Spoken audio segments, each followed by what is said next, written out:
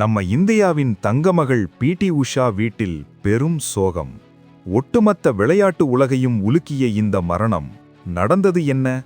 பையோலி எக்ஸ்பிரஸ்னு நம்ம எல்லாராலும் அன்போடு அழைக்கப்படுற பிடி உஷா அவங்களோட நிழலா நின்னவர் அவங்க கணவர் சீனிவாசன். 1991ல இவங்க கல்யாணம் நடந்தது. ஒரு முன்னாள் கபடி வீரரான சீனிவாசன் உஷா அவங்களோட ஒவ்வொரு வெற்றிக்கும் பின்னாடி ஒரு தூணா இருந்திருக்காரு.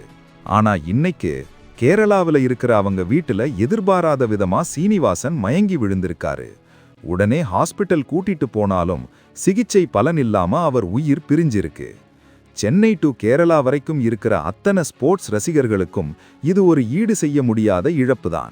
ரிட்டையர்ட் டெபுட்டி எஸ்பியா இருந்த சீனிவாசன் உஷா அவங்களோட அகாடமி வேலைகளையும் கவனிச்சுக்கிட்டு வந்தாரு. அவர் இல்லைன்னா நான் இல்லைன்னு உஷா அவங்களே பல மேடைகள்ல சொல்லியிருக்காங்க.